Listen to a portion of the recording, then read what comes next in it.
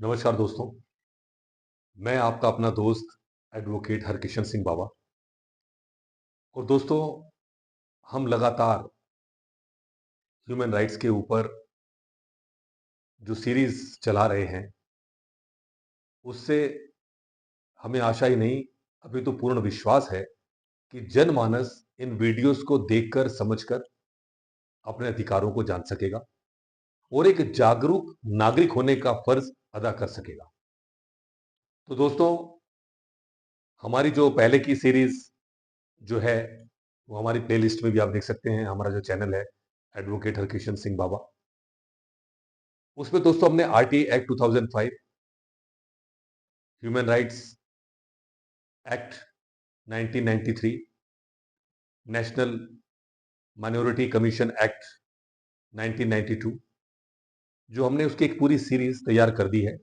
उसमें आप हमारा जो यूट्यूब चैनल है उसकी प्लेलिस्ट में आप उसे देख सकते हैं। और दोस्तों, अब हम आज से प्रारंभ कर रहे हैं राष्ट्रीय महिला आयोग अधिनियम 1990, यानी 1990 का अधिनियम संख्यांक 20। दोस्तों,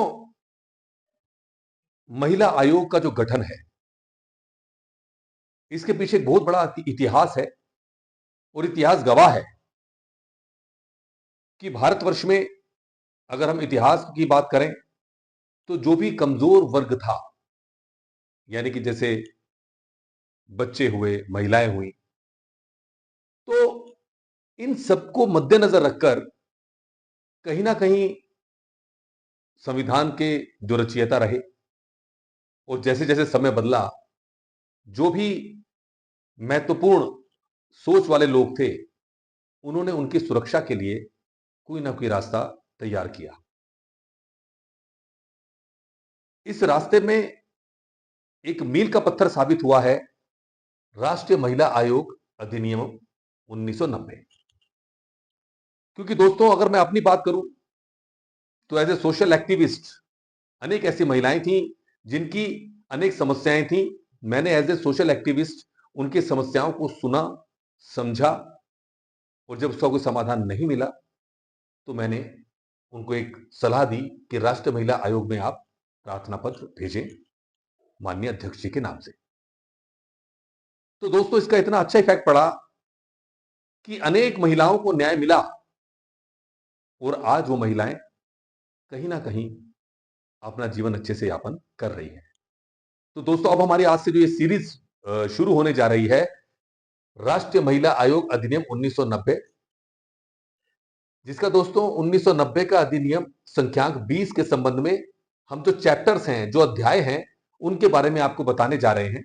और इसके बाद हमारी जो नेक्स्ट वीडियो होंगी, उसमें सेक्शन, सब सेक्शन जो भी होंगे, हर अध्याय के वो भी आपको बताए जाएंगे दोस्तों। अब दोस्तों, अध्याय 1 कहता है प्रारंभिक, जिसमें धारा 1 और धारा 2 है।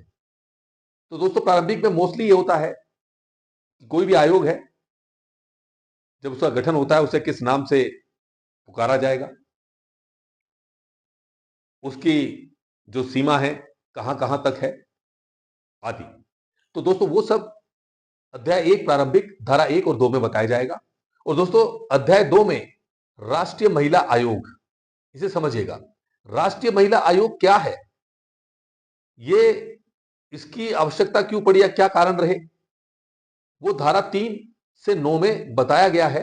और इसकी अहमियत, राष्ट्रीय महिला आयोग की अहमियत, इसमें बहुत ही अच्छे ढंग से हम आपको बताने का प्रयास करेंगे। तो दोस्तों, इसको आप देखिएगा, समझिएगा।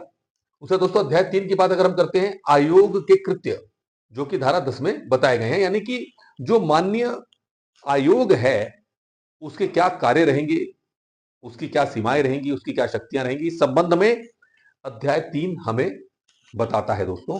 और उसका दोस्तों अध्याय 4 है, जिसमें आयोग से संबंधित वित्त, लेखे और लेखा परीक्षा, जो कि धारा 11 से 14 के बीच में आपको बताया जाएगा कि इसमें वित्त, लेखे और लेखा परीक्षा किस प्रकार से रिकॉर्ड्स मेंटेन किए जाएंगे, कौन रिकॉर्ड्स को देखेगा, किस प्रकार से जो लोक सेवक इसमें नियुक्त किए जाएंगे, तो उनका वेतन के संबंध में।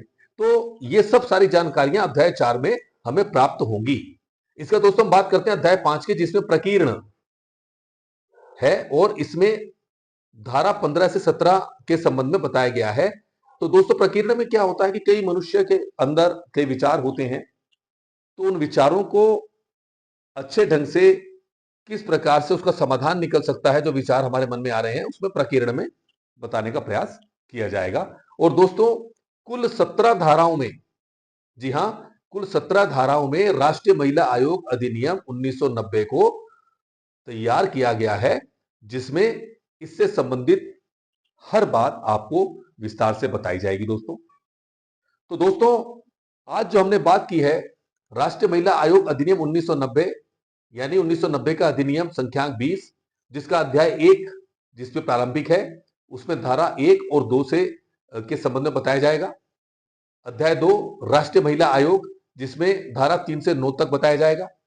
अध्याय 3 आयोग के कृत्य, धारा 10 में बताया जाएगा। अध्याय 4 वित्त लेखे और लेखा परीक्षा, धारा 11 से 14 में बताया जाएगा। अध्याय 5 प्रकीर्ण, धारा 15 से 17 तक उसमें बताया जाएगा, जिसमें कुल 17 धाराएं इसमें समाहित हैं। तो दोस्तों आज हमने मुख्य तौर पर एक ये खाका बताया है कि 5 अध्यायों में और 17, यानी कि 5 अध्यायों में और 17 धाराओं के अंदर इस अधिनियम को तैयार किया गया है, जो कि महिलाओं के अधिकारों की बात करता है। महिलाओं से संबंधित कोई वायलेशन किया गया है तो उसके संबंध में ये आयोग, मान्य आयोग कार्य करता है।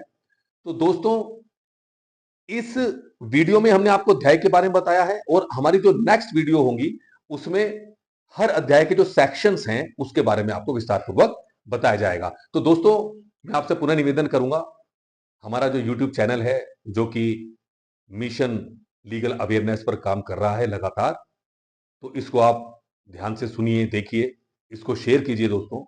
ना जाने कब किसको कहां इसकी जरूरत पड़ जाए, क्योंकि खास तौर से जो महिला वर्ग है उनको ज्यादा से ज्यादा आप शेयर करें ताकि वो अपने अधिकारों को जान सके, समझ सके।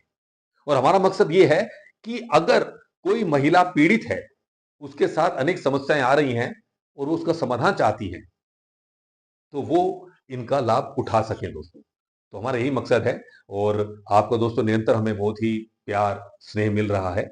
तो मैं आपसे फिर से निवेदन करूंगा कि हमारी इस वीडियो को ज्यादा से ज्यादा लोगों तक शेयर करें, हमारी सीरीज को ज्यादा से ज्यादा लोगों तक शेयर करें, ताकि हर नागरिक जागरूक हो और अपने अधिकारों को समझ सके। आपने हमारी वीडियो को देखा, थैंक यू सो मच। जय हिंद, जय भारत, जय उत्तराखंड।